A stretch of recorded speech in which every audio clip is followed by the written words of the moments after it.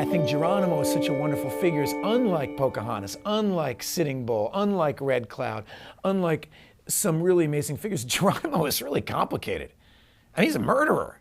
I mean, he like cut off people's eyelids and put ants on there. I mean, we're talking about, people often love to tell the story of Native Americans or any First Nation peoples as if they're Buddhist monks, as if it's the Dalai Lama himself riding a horse, And it's totally disrespectful to the culture and what it was. Whenever you want to make it simplistic, you talk down to people. And I have found in my experience from visiting reservations and things like that, that they're just forced into their own pockets in their own communities, and there isn't a lot of dialogue. I'm sure that this book will make many First Nation people mad at me because that I don't have the right to appropriate this story. And I'm sympathetic and I understand that. I respect it. I don't want to appropriate anybody's story. I tried to focus the story on the war and from a historical point of view, but try to see it from both sides. And what I love about using Geronimo is he's a very Shakespearean figure.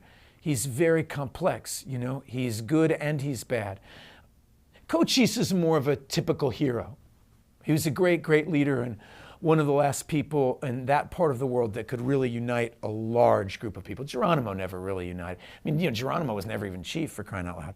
What I love about the book, if I'm allowed to say such a thing, is we end before Geronimo ever really becomes famous. We end the story.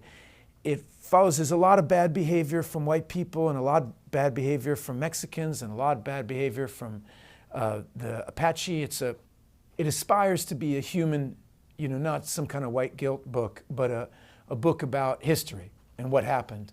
And there's a lot of wonderful white people who did their best. There's this guy, General Howard. Maybe some people would question me calling him wonderful. In this context, he worked for the service of good. He started Howard University for African Americans. He took the unwavering equality of mankind part of Christianity extremely seriously.